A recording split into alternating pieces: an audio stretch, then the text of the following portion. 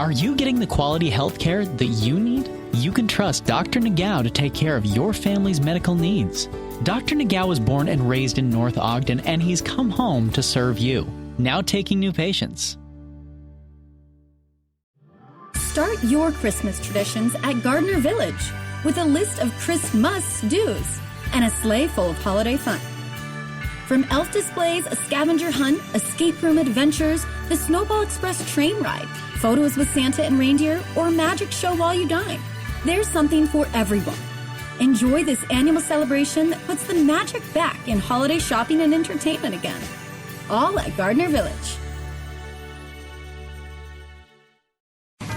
Good morning, KSL News Time now, 6:30. It's 52 degrees. Got a crash affecting drivers in South Jordan on Mountain View Corridor. I'm Andy Farnsworth. KSL's top story this hour. A new emergency response service on Hill Air Force Base is making life easier for people living on base and will reduce tax burdens for the rest of the state. KSL News Radio's Nick Wyatt is live with more. Nick? Amanda, there are now 3 ambulances on Hill Air Force Base. That's according to the Standard Examiner. The 75th Medical Group tells the paper emergency response times when using an outside ambulance service were around 20 minutes, and this new on-base service has cut that down to around 7. The change will also save taxpayer dollars. The base again telling Standard an outside civilian ambulance service did a great job for them, but it ran about $1.5 million every year. Live, Nick Wyatt, KSL News Radio. KSL's top national stories this hour. Pfizer's antiviral pill to treat COVID-19 is going worldwide. ABC's Derek Dennis reports.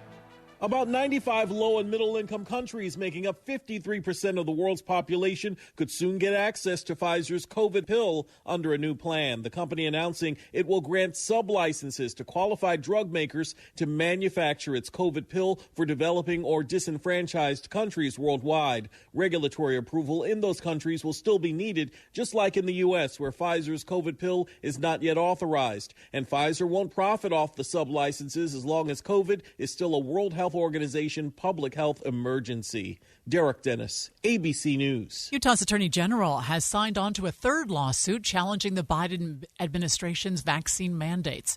KSL News Radio's Dan Baumas says this one applies to healthcare workers in facilities that get Medicare or Medicaid funding. The suit argues requiring healthcare workers to get the COVID vaccine hurts access to healthcare for patients. KSL.com reports 12 states are asking for a preliminary injunction to keep that requirement from taking effect. A judge in New Orleans put a similar mandate on hold last week. It would require companies with more than 100 employees to require vaccinations or weekly tests. Dan Baumas, KSL News Radio. The CDC is investigating a massive flu outbreak at the University of Michigan, where there's an outbreak of more than 500 cases. Dr. Yvonne Maldonado says it's time to start getting serious about flu season. What we're seeing is less people are getting vaccinated against the flu because last year there was no flu. But we are starting to see cases around the country, and I think we have to be prepared not only for COVID, but for flu season coming up. The vast majority of flu cases at the University of Michigan are among people who didn't get a flu shot. A nationwide lockdown in Austria is underway for unvaccinated people who haven't recently had COVID-19. The restrictions prohibit people 12 years old and older from leaving their homes except for basic activities. The lockdown is in place until November 24th.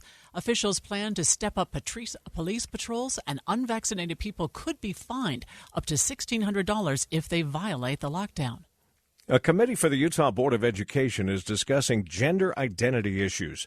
KSL News Radio's Jason Tulin reports they're working on a gender identity guidance document for Utah schools. What is gender identity? Washington State University's Gender Identity, Expression, and Sexual Orientation Resource Center defines it as one's internal sense of being a man, woman, neither of these, both, or other genders. The guidance document the committee is creating is to help schools and parents with common issues to support the rights of all students, including those who are transgender and gender nonconforming. The committee wants to provide clear guidance to offer schools and districts with increasing questions about how to deal with a range of scenarios. Jason Tulin, KSL News Radio.